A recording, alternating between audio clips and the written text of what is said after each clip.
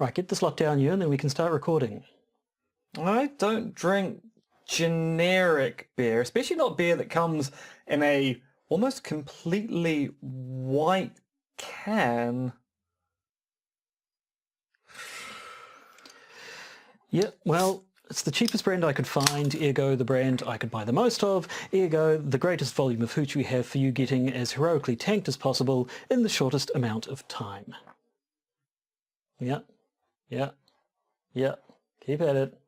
That's the stuff. Oh, it burns. It burns all the way down. I don't know why I've got to do this. I'm sorry, look, the numbers do not lie. The last episode, what... Yep. Yeah, sorry, Yep. go on. Numbers don't lie. The last episode was incredibly popular entirely down to the fact of your accidental inebriation. We even got new patronage based on it. Hi, Rachel. In effect, the people are paying you to get drunk every episode from now until the end of time. That just doesn't sound healthy. For goodness sake, there's...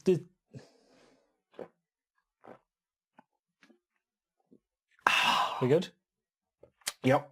Yeah, health be damned. There's no long term here thinking. We're on the internet where every episode is a battle for survival. Now, put your inefficient, highfalutin whiskey behind you. It's in the past. Just down that best, worst, most efficient, high drunky alcohol brain poison down you as fast as you can. Lose the whiskey? No, I can't and I won't do it. Fine. Just have to settle with the blotter acid I soaked into your lapel mic before. The what? Did you slip me a fast one? That's me, man. You and the phosphorescent monkey-faced slug that's crawling out of you. Oh, I see. Yep, that'll do nicely. Roll the theme.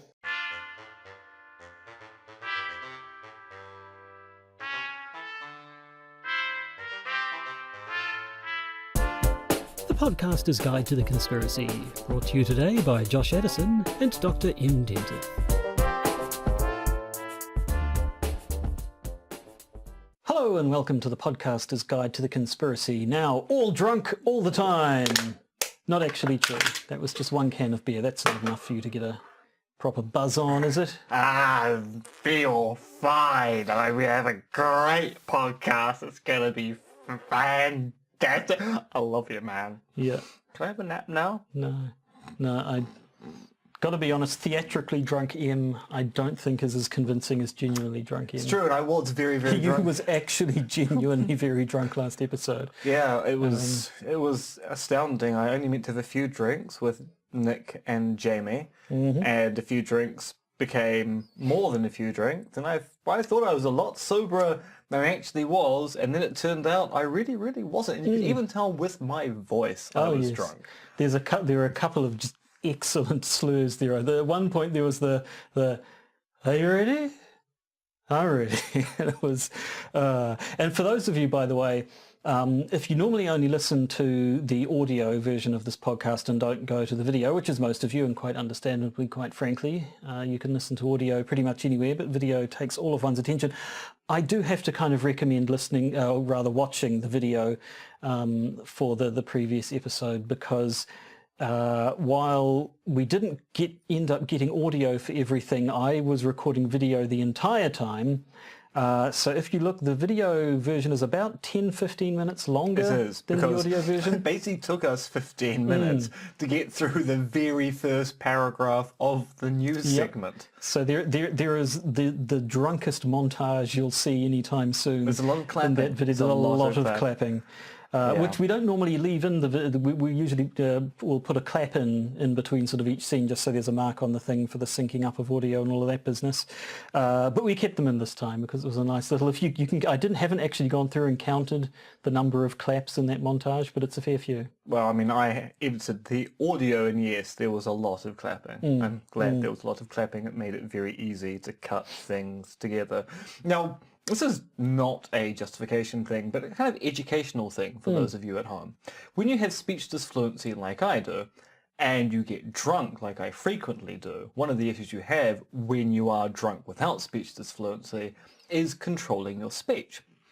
And so when you're drunk with speech disfluency, it's actually quite difficult and requires a lot of mental effort to speak in a coherent way. So heroically, I did remarkably you well did very well. outside of the scripted sections of last week. Yeah, that's a whole different bit of mental activity. But so actually reading the script and saying words in a way which aren't meant to be said, that was an experience. It was. But no, I thought you brought new meaning to the phrase high functioning, quite frankly. And also assembly, which is a word I found very hard to say. Yes. Well, because I was actually meant to say the word embassy. Yes, you found the word assembly quite easy to say, but you were supposed to be saying embassy. Yeah. Anyway, much as it would be fun to ply you with alcohol every episode, I think long term, not great for your health. And I don't know, maybe we need a spin-off. Maybe we need to do the drunken podcaster's guide to the drunk conspiracy for drunkards. I mean, normally every Friday I go off on the piss, as we say in Aotearoa. So what we need to do is just organise to record podcasts at 2 o'clock in the morning on a Saturday. That's Saturday night, or actually Saturday early morning, when I stumble home drunk and see what happens. I mean, you have no call on your home to be around during the middle of the night. You could be here at 3 o'clock in the morning to record a podcast. I could. I just don't think I want to. Then, so you're saying you're not committed to this idea? Well, I don't know. We could have the drunken version of the podcast, and then for the bonus content, we could record the hungover version of the podcast. That's going to be a really long episode. Really, really long episode. Or just me being chirpy and you strangling me every time I make a loud noise. It's true. And it's very collapsing. tempting. It's very tempting.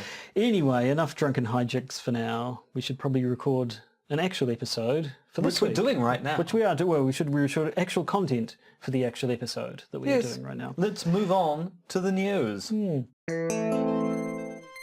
Breaking conspiracy theories in the news.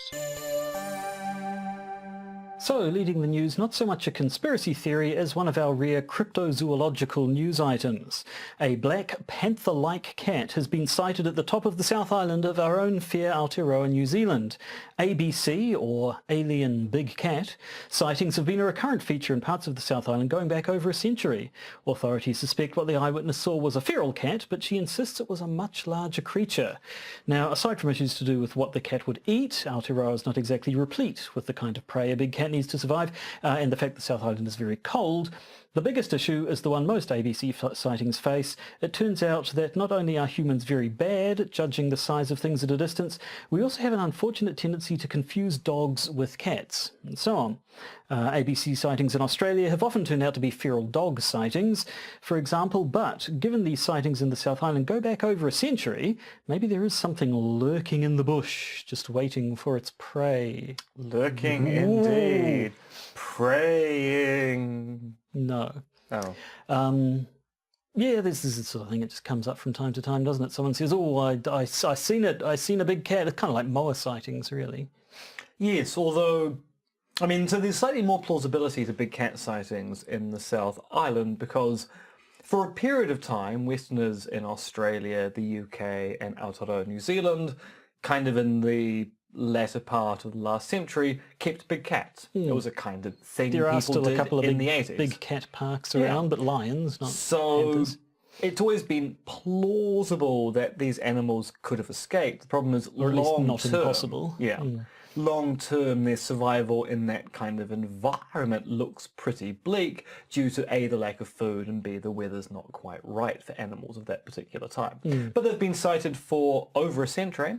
And it does make for a fairly interesting cryptozoological story. It does, and as usual, it's always the Bigfoot thing. It's always a really blurry photo of a cat-shaped blob, where it's very difficult to exactly tell, get a sense of distance and scale and so on. Which, as we just said, people are hard at getting right anyway. Yeah.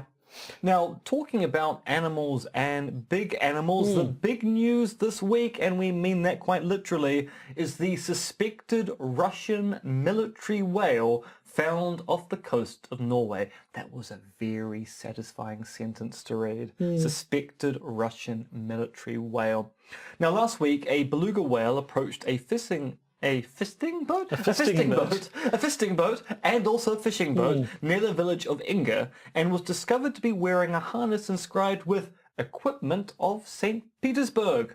The crew of the vessel found the whale's behaviour curious. It actively sought out the vessel and tried to pull straps and ropes from the sides of the boat. This has raised suspicions among marine experts that the whale had been given military-grade training by Russians. Now, the use of cetaceans by the military is not out of the question. In the 80s, the Russian military recruited dolphins as their vision and memory made them effective at detecting weapons. Whilst it was thought such programs were no longer in operation in Russia, a 2017 report revealed that the Russian Navy had once again been training dolphins along with beluga whales and seals for military purposes along Russia's vast Arctic coastline. Add to this the fact that the US Navy has also trained dolphins and sea lions since the Vietnam War. So whilst Russia is currently denying that said whale is one of their military assets, that may well be a cover-up to cover up a vast citizen naval force just waiting to be activated. Yes, I mean, of course there are military dolphins, otherwise where would the one in Johnny Mnemonic have come from? Or the one in Sequest DSV. Exactly. Not Sequest DMV, which is a very different show about a submarine more that has to get to get a license. I mean, yeah, it's this, again, not entirely outside the realms of possibility. Yeah, the weird thing about this story is Russia's denial, actually, because we know that various forces around the world have used cetaceans and big sea mammals in the past for this kind of work. So I suppose the reason why Russia is denying it is its location. It's in Norwegian waters, not Russian waters, so it looks a bit suspicious that maybe they're carrying out military operations overseas, or in this case, underseas. Or maybe they just, maybe it's something they lost and they don't want to look bad for the fact that they can't keep tabs on their weaponized cetaceans. An undercover whale in foreign waters, don't put equipment of St. Petersburg on the harness. It really gives it away. It does, yeah. Now, finally, as a sort of a bridge between news and an update, Jacob Wohl, who we've spoken about before when we talked about surefire intelligence, that AstroTurf conservative group that existed purely to smear Robert Mueller with false accusations of sexual impropriety. Well, he's back at it again. This time he and his associate Jack Berkman have tried to level false accusations of sexual assault by Democratic presidential candidate Pete Buttigieg. Unfortunately, the people they thought were going to be their willing accomplices thought otherwise, and Wohl has been caught on tape plotting Buttigieg's downfall from grace. While Wohl and Berkman have form when it comes to producing fake news stories, back in February they held that press conference where they claimed Ilhan Omar had married her own brother to get him US citizenship. Wohl also faked a number of death threats against himself in order to further his claim about being a crusading seeker of truth. All it seems to no avail. He's the boy who cried Wohl. No, hang on, that doesn't work. No, it really doesn't. That was an awful attempt at a joke, Josh, and I am ashamed of you. I'm sorry I wrote it and read it out entirely of my own volition. That's the way I like things to go on this podcast. You're responsible. We are a libertarian podcast, Joshua. You are responsible for the words I put in your mouth. Complete freedom to read that or not, yes. You did. We are not a libertarian podcast. No. Why do people still... I guess, no, I was asking that rhetorically because I know the answer why people do still listen to this guy even though he's been proved full of shit every single time. It's because he's saying stuff people want to hear. Yeah, basically. And people want to be able to repeat even no matter how baseless it is. Other one, every time we talk about this guy, I mention the other guy and then I always forget his name and you have to supply it. The guy who took down Acorn with his stupid videos of pretending Jim to be... Acosta? No, he's a senator or something. That guy anyway, him as well. He's having the worst thing was that his one actually worked, even though it was obviously nonsense. It still did the damage, and Acorn got shut down. But yeah. Anyway, at least people are seeing through Wohl much quicker.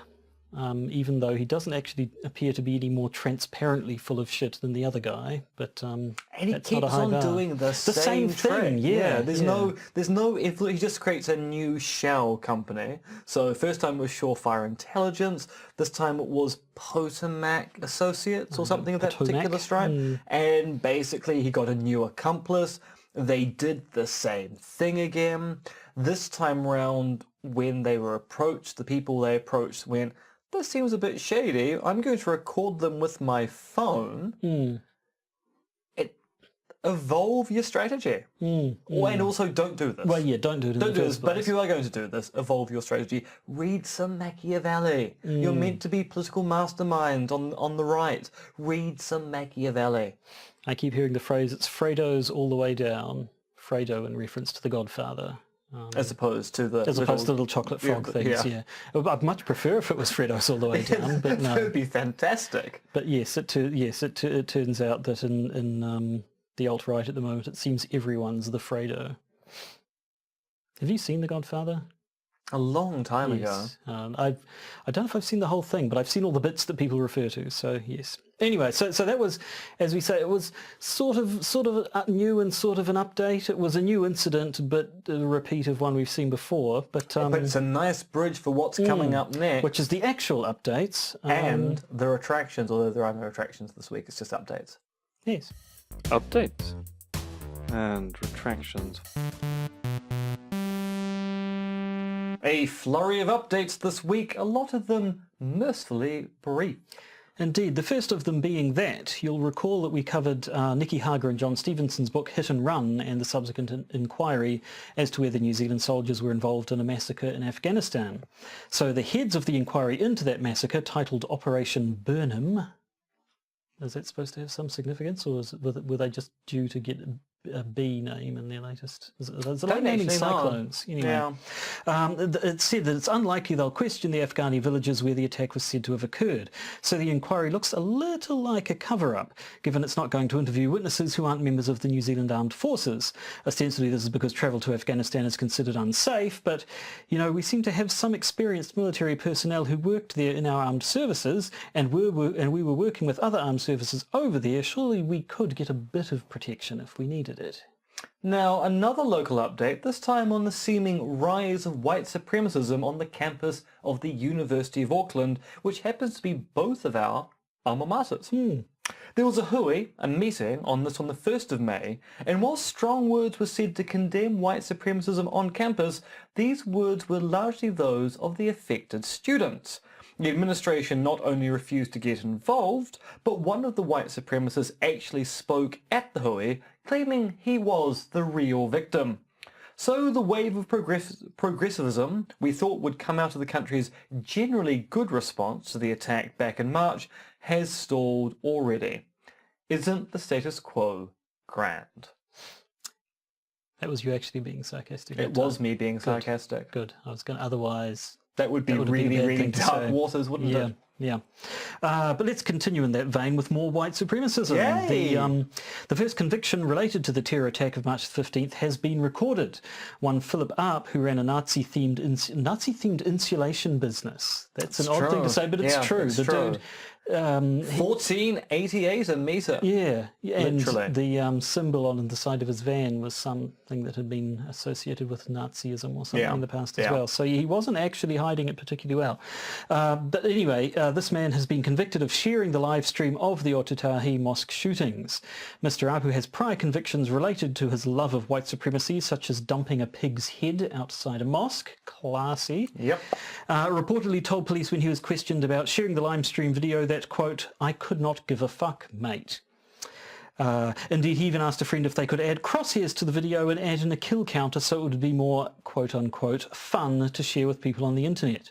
Super classy. He's yet to be sentenced, but could face up to 14 years hard porridge. Hard late labour cheese In porridge. good old Choky. In chokey/pokey. No, that's... I don't know my present terminology, but it's 14 years is the important point. Yeah, don't really have any sympathy for him whatsoever. No, it is quite difficult to muster any up. So, yeah. let's just move on. Yeah. So another update on the aftermath of those terror attacks back in March. The media have banded together, that's the media here in Aotearoa New Zealand, and agreed upon protocols for reporting the trial of the accused terrorist.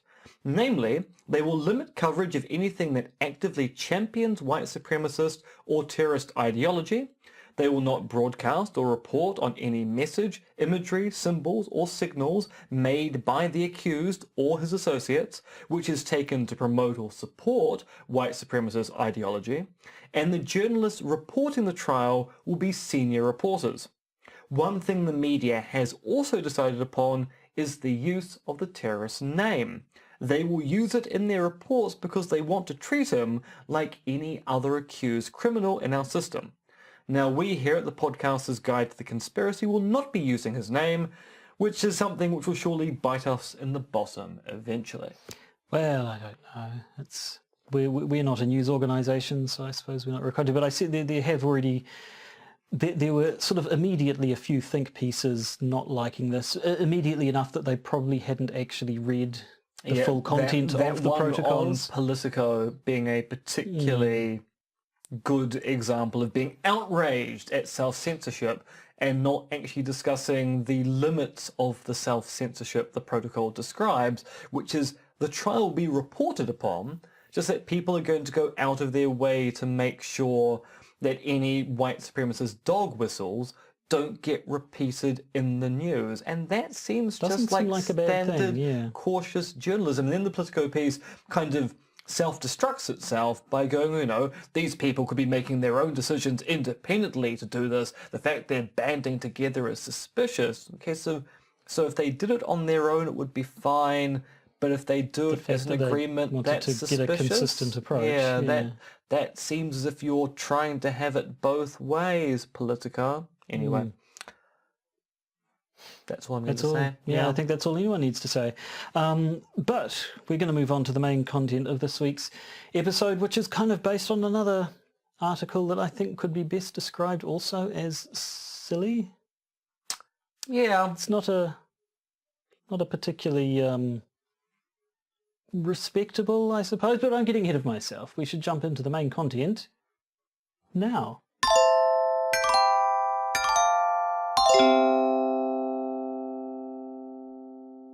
Righto, so today we're going to be looking at an article called The Deep State's Last Stand, the Transgender Baphomet Agenda in New Zealand's Wonderland. By one Sam Groth or Groth. We don't actually quite know how this person's last name is pronounced. This is an article that actually came out halfway through last year, so I think July of 2018. It's meant to be a 3-part piece, which is why I've been sitting on it for a while, because parts 1 and 2 came out very quickly.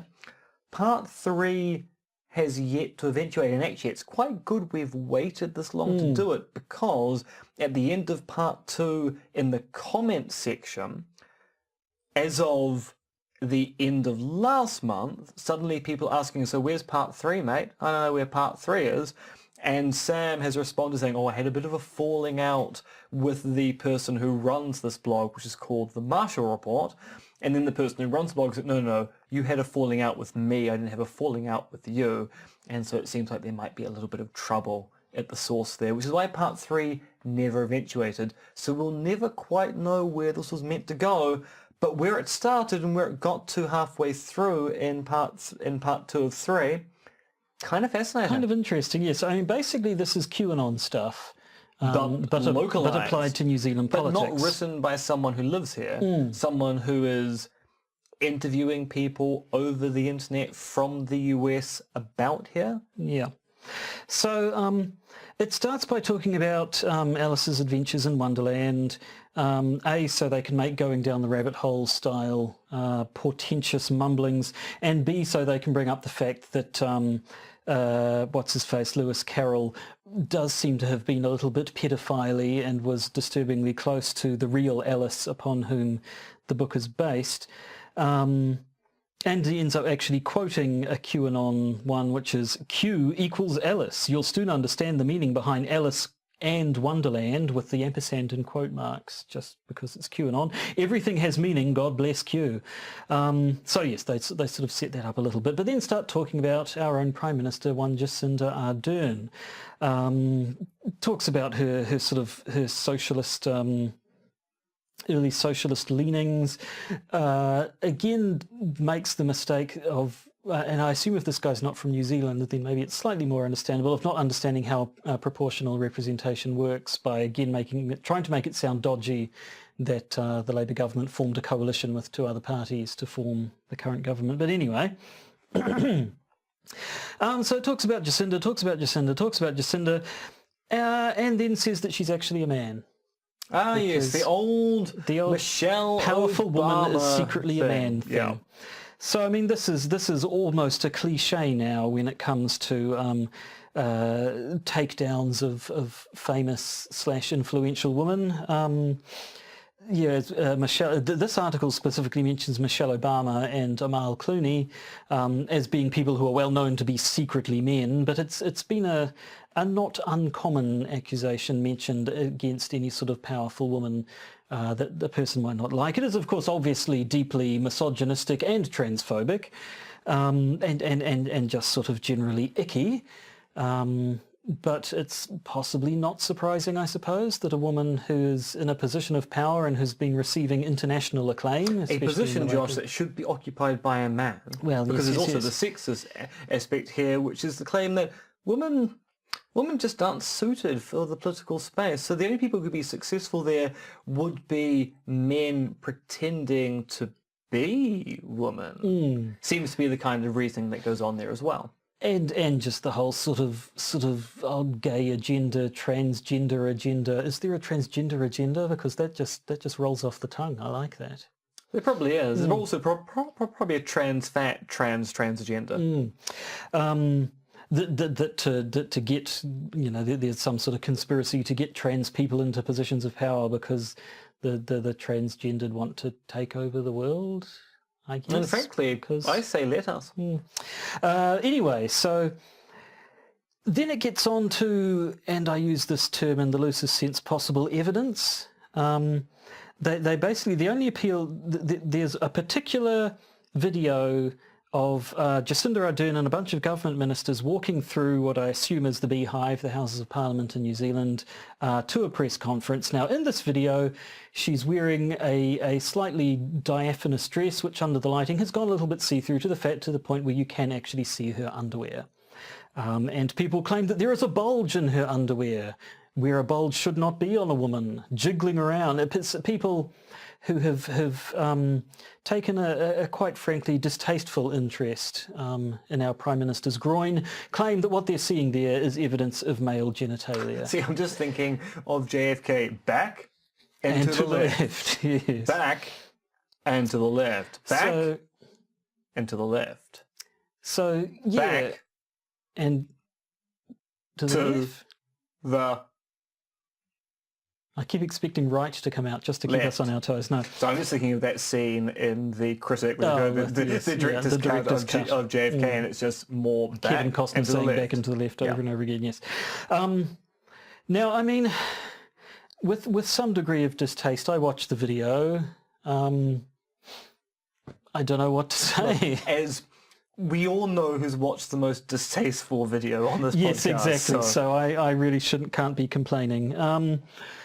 Look, I have no desire to discuss our Prime Minister's junk, quite frankly. Or to spend such a long period of time analysing video of it. Basically, just like the Michelle Obama thing, you take a freeze frame, and yes, you'll get a fold that looks like it might be a penis pushed to one side. Or indeed a shadow that looks like it might be an Adam's apple. Or That's the freeze frames are of course going to make bulges look as if they're physical objects. Then when you see them in motion, they disappear because it's a natural flow of cloth across a body. Yep. So anyway, so this is the thing that people jumped on, and it all sort of comes from here. Now, the thing I do find a little bit interesting is the way you've got one of these cases where they sort of start on a direction based on a single bit of evidence, but God damn it, they're on that direction and they're not going to get derailed, even when they start sort of bringing up their own objections to their own position. So So that first of all, obviously, if Jacinda Ardern is actually a man, then that whole pregnancy thing has to be brought up. Why? Well, actually, let's not get into the why. First of all, it's like, okay, hang on, if Jacinda Ardern is secretly a man, then how come she got pregnant a while ago? And said, well, okay, well, obviously it must have been a fake pregnancy. And so there's discussion of the sorts of fake baby bumps you can get, and obviously these things do exist for movies and the occasional sad, unfortunate hoax that one And reads there's one about thing on to the note internet. here. So because this is over almost a year old now, it's kind of missing out on the latest advance in the turf version of the trans conspiracy theory, which is that via organ donation, transgendered people are going to get uteruses from women inserted in them. If they'd only waited 8 more months, except, well, she's having a baby, but it's because they put a uterus they stole in a someone's man's uterus. body. Yes. So they get into that, and so first of all, so the fact that this person who they're claiming is secretly a man has supposedly fallen pregnant and given birth. They say, oh, no obstacle there. It was a fake pregnancy. The baby came from who the hell knows where. It's adopted. It's stolen. It's and so on. Whatever. Then the objection that they're forced to consider is why, like, if you want to have this person have a child and yet they're not actually capable of becoming pregnant, why not just say they adopted? Why go to the trouble of faking a whole pregnancy, which could be exposed at any time? It's a good question, Joshua. How do they answer that? Well, that's when things get wonky. Sorry, they weren't already wonky before this point. Sorry, yes, you good point. Here's where things get wonkier. Here's where things get really wonky, because up until now it's kind of been just sort of run-of-the-mill misogyny / transphobia. At this point, we start. Good old Baphomet comes up, the Satanist, the whole sort of goat-headed, angel-winged thing, and we start. It's not just a transgender agenda; it's a Baphomet transgender agenda. It's Satanism. It's your good old-fashioned QAnon, secret pedophile, child abuse, sex slavery. As run by Helen Clark, I believe. As run by Helen Clark, yes. So I skipped ahead in a chronological reading of the article, because before they get onto the whole transgender stuff, they also have to have a crack at Helen Clark, who throughout her prime ministership, there were always rumours about her being a lesbian. I don't know if they're true or not. It doesn't bloody matter. No. She I will was say one thing. I've met her husband, and he's grand. He is. Sorry, not husband. Well, exactly. Partner. Yeah, I mean, there was the thing, like, she is married, and No, you're right. They are actually married. It was before civil unions and all that. Sorry, it's one thing she said after the civil union act, she would have preferred a civil union had it been available at the time. But Helen Clark did famously at one point, I don't know if it was in an interview, it might have been in an autobiography or a biography of her, mentioned the fact that she hated the fact that she got married. I think she basically got married because you couldn't be an unmarried woman in the political climate of the time. It wasn't sort of the done thing. She talked about being in tears on her wedding day because it wasn't a thing she wanted to do, it was a thing she had to do, which immediately sort of got people saying, oh, so it was a sham marriage all along, and so on and so forth. But so they did a bit of that. It almost sort of felt obligatory, really. It's like, well, we're talking about women in New Zealand politics. We have to bring up the claims that Helen Clark was a lesbian. It doesn't really go anywhere. They just kind of put it in there, just kind of to be dicks, really. But that's kind of where part 2 of the article ends, with the idea... Part 1, you mean. Sorry, where part 1 of the article ends with the introduction of this Baphomet Satanist transgender conspiracy. So, Em, tell us about part 2. Give us the good stuff. So part 2, which came out a few weeks after part 1, starts off with celebrity suicides. Now, As it does.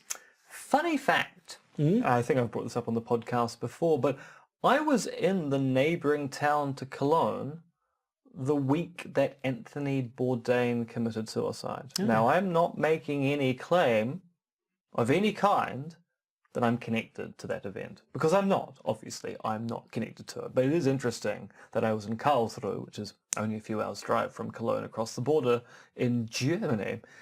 But the author of this, Sam, makes a really big thing about celebrity suicides, because apparently every celebrity suicide is due to the celebs investigating claims of elite pedophile networks operating at the highest echelons of Hollywood or whatever celebrity hotspot you have and government, and either committing suicide because of what they found out or being killed by government agents to make sure they don't spread the news about the terrible things that Hollywood celebs and government agents get up to. Well, obviously. I mean, the idea that Robin Williams, for example, lost a lifelong and well-publicised and documented battle with depression can't be true in any way. He must have been murdered by Celebrity pedophiles. It's the only possible explanation.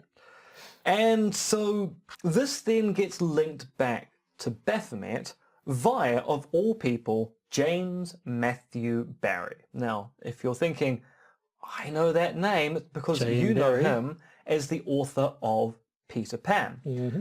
A rather interesting story about childlike innocence being expressed by adults living in a place called Neverland. And actually, I'm surprised they don't do the whole Michael Jackson connection there. But yeah, they actually managed to leave him out of it, don't they? Maybe he would have been in part 3. And also, MJ is a bigger story now than maybe he was back in June of last year. Of last year. Now, there has always been scuttlebutt about J.M. Barrie and his relationship with the Davies kids, who he kind of based the story of Peter Pan about and told to.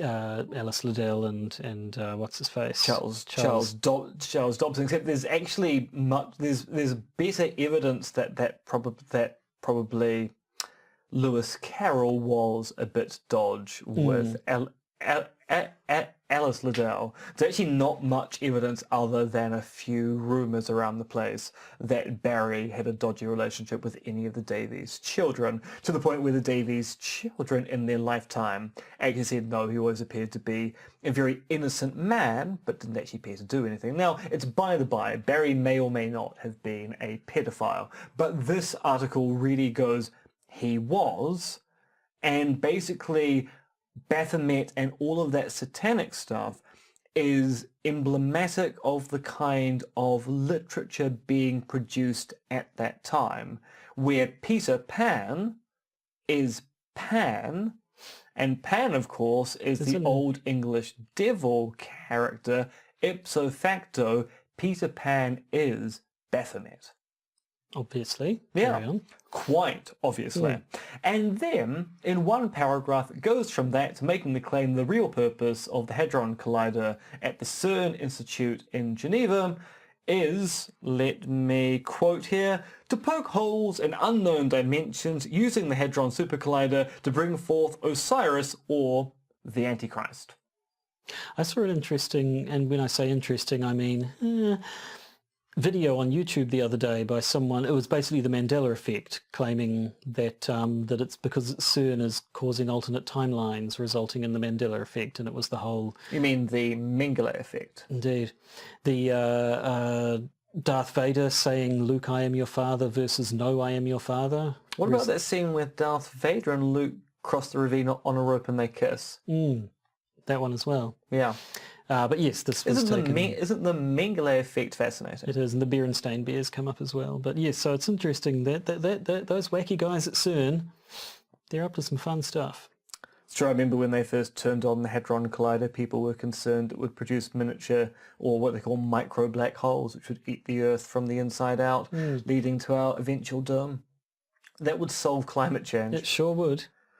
It would solve it by changing the climate rapidly forever, and also destroying the Earth. From existent to non-existent. That's, you can't get more of a change. Now, it then moves from this Baphomet James Barrie celebrity suicide thing back to Aotearoa New Zealand by them complaining about the fact that we are a secular nation and that people just don't care about Judeo-Christianity here in any particular respect, which kind of goes to show the author is American, because they're kind of surprised that religion doesn't play a big part in our politics. And by it doesn't play a big part in our politics, religion really doesn't play a part in our politics at all. It's controversial that we have a prayer for the opening of Parliament.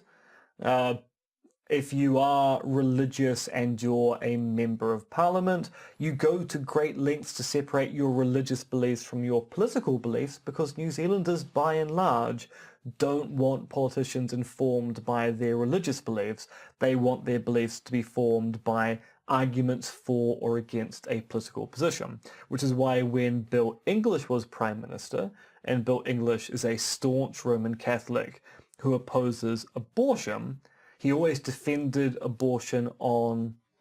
No, he always fought against abortion, didn't defend abortion, on ethical grounds, not on religious grounds.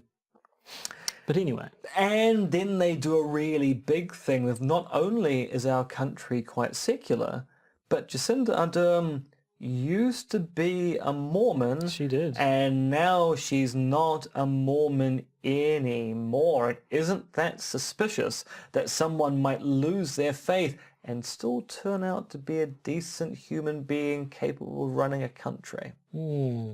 Yes, I mean, officially, Jacinda Ardern has said that she abandoned her Mormon faith because she couldn't reconcile it with the position on homosexuality. Yeah. I think it was at the time. Which, once again, is a case of we want our politicians to have arguments based upon evidence and beliefs which aren't religious-based, and Jacinda Ardern is a great example of a politician who went, can't reconcile my religious beliefs with my political beliefs. The religious beliefs are the ones that are going to have to go. And that's basically where it ends, because part 3, as we said at the beginning, has never eventuated due to a falling out between Sam and the person who runs the blog. Any indication of where it might have been going? Or frankly, where it's gone already, it could probably bounce off into pretty much any direction. Given how stream of consciousness, I think, is a good description. Yes, actually, yeah. The first 2 parts are, it could have literally gone to Mars. They could have brought in Andy Basiago. They actually was a mission to Mars, and Jacinda Ardern was with young Barry Obama on Mars back in the 60s because of the whole time travel thing. And maybe the Baphomet statue they draw their power from is located in one of the craters on Mars, and that's where the trans people are with their uteruses. Who knows? Who knows? Who knows? Q knows. Does it though? Well, does it? Well, probably not. But so, I mean, this started with references to QAnon, favourable ones that suggested the author is entirely on board with whatever it is that QAnon is selling. And it seems to sort of fit in with a lot of the wider QAnon thing of celebrity, political, pedophile rings, and so on and so forth. Is part two particularly QE, or does he just sort of use that as the starting point? And I think it is mostly the starting point. Although if we're going to talk about QE stuff, I was going to, yes. We should talk about the new New Zealand party, not the New Zealand party, the new New Zealand party. So, yes, moving on from this one article to other QAnon-y occurrences in the New Zealand... recent QAnon stuff. In the New Zealand political landscape. The new New Zealand party, but basically it was noted that they had been, I don't know, specifically posting QAnon stuff themselves, but approvingly retweeting QAnon-y stuff. Who the hell are the new New Zealand party? So... many moons ago, and it feels like many moons ago, it was really only about 2 electoral cycles ago, there was the Conservative Party. Sounds familiar. Was that Colin Run by Colin Craig, yep. The person who was interviewed by David Farrier in a sauna, and Colin Craig wore a woolen suit for the interview, whilst David Farrier has to keep on removing clothes. Still one of the greatest political interviews in our country's history, and that kind of shows you the kind of benign political space we exist in. Yes. Where the leader of a political party gets interviewed in a sauna wearing a suit with someone who is stripping naked throughout the interview. Wonderful country. Now, Colin Craig and the Conservatives had a bit of an issue, and that turns out that Colin Craig was having, if not a physical affair, an emotional affair with his secretary at the time, which kind of got contentious 2 weeks out from the election, which then caused news stories and caused a kind of moral opprobrium against Colin Craig and the Conservatives, because they were meant to be the conservative Christian party in our country. and suddenly it turned out the person running the party was not showing good Christian values. Now, the Conservatives have relaunched themselves as the New Conservatives, and they already have a splinter group, the New New Zealand Party, who think that the New Conservatives, who thought that the Conservatives were too liberal, the New Zealand Party, I used the word new there too many times, it's just one of those things, think that the New Conservatives are too liberal. And thus the New Zealand Party has turned out to be the QAnon Party, in that they're now endorsing QAnon messages, such as Jacinda Ardern is working with Emmanuel Macron. France? Yes, right. We're working with the French, who, I will point out, are the only country in recent memory to commit a terrorist attack on our soil, or in this case, in our harbour. Working with Macron on just generally furthering the cause of socialism? Yes, Emmanuel Macron, who's of course well loved by the workers of France, as the yellow vest movement is currently showing. And also, Trump is the greatest president, he's draining the swamp. There just seems to be a lot of QAnon stuff coming out from the New Zealand Party, and I don't think it's going to be a very successful electoral gambit for them. Because A, QAnon's actually not that well known in this country. And B, the people who do know it kind of spend most of their time laughing at it rather than applauding with it. Yes, no, I don't see it being a massive vote winner, being the QAnon really. Party in New Zealand, no. Nevertheless, interesting to see. Yes. And by interesting, I mean... I'm actually now following the New Zealand Party on Twitter to see what other hijinks they might produce for us, because I think if they manage to survive long enough to get to the next election before imploding, which is probably the most likely story given how fractious their beginning was, they may well be the most interesting campaign that no one pays any attention to apart from us. They and Andy Bishago could keep us going next year quite nicely, when we'll have a US election and a local election to deal with. Ooh la la, Shari. Did the Libertarians still exist as a political party in New Zealand? No, I actually haven't heard anything from them. They but didn't that doesn't stand on the North Shore, and I just looked for the Greens for my party vote, so I didn't really look. The Logic Party stood on the North Shore, that's the anti-1080 party. Right.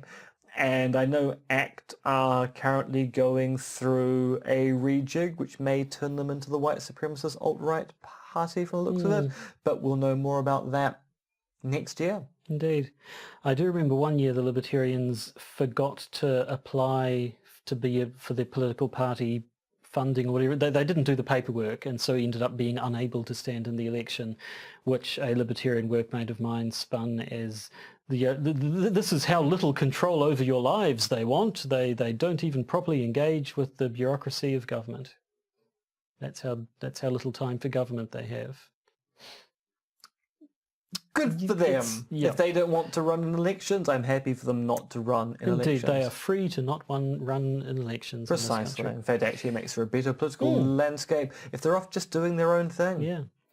Anyway, I think we've come to the end of an episode. Now, normally this is the point where we say coming up next is the bonus content and talk a little bit about what is going to be in the bonus content. But this week, we've done something out of the ordinary, something mad and crazy. In fact, you may have noticed, listening to this episode, that the sound is slightly different than normal. And there's a bit of panning going better on. than normal, one would hope. Well, yes. We'll I mean, see. with the panning and the fact that now we're using two mics rather than one. We were using two mics before, but they were for a single mono source. Now we've got two mono inputs to make stereo. New sound, stereo. We've gone back to the beginning, and to test going back to the beginning, we recorded the bonus content Before the main content. which is just amazing. Which means we also spent a lot of time doing the Patreon content going, we haven't even recorded the main episode, was it good? Now you'll know. Yep. So anyway, rather than saying what's going to be in the bonus content, We I can guess say we'll say what has what been. was in the bonus content. Josh, tell us what was in the bonus content. Oh gosh, we talked about the US Navy and UFO sightings. We talked about the fact that Fan Bingbing, who disappeared in China last year, is now back in the limelight. We talked a little bit about the Sri Lanka bombings, and we talked a little bit about Scientologists with the measles. We did, and their crazy, crazy boats. So if you would like to hear about those topics, tune in for the bonus content for this week, which you can listen to if you're a patron. And if you're not, we'll see you again next week for more exciting content in stereo. Stereo. I have to really remember to do that. You Panic. really, it's not going to work in any way if you don't remember to do that. But Although it is now making me think of... Oh, no, I've forgotten the name of the band. Pumping on your stereo. Can we hear us pumping Stereo on your stereo? Gran? No, pumping on your stereo. I remember the band. Britpop, pumping yeah. On the stereo. I actually quite like them too, and now I can't remember their name. It'll come to me as soon as we stop recording. Because one of their music videos is filmed in Port Merion, where The Prisoner was filmed, and reenacts key scenes from The Prisoner. Fabulous. Bye. Goodbye.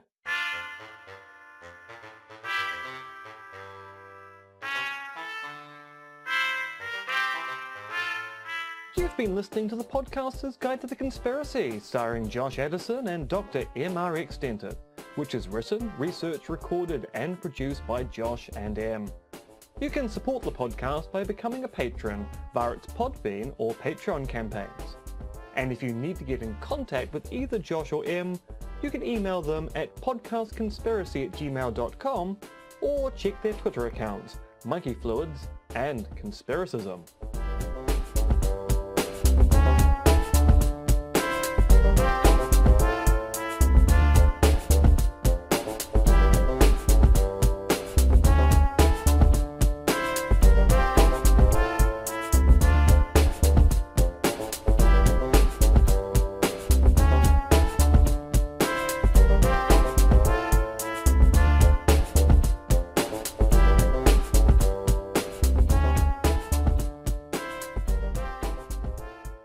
And remember, they're coming to get you, Barbara.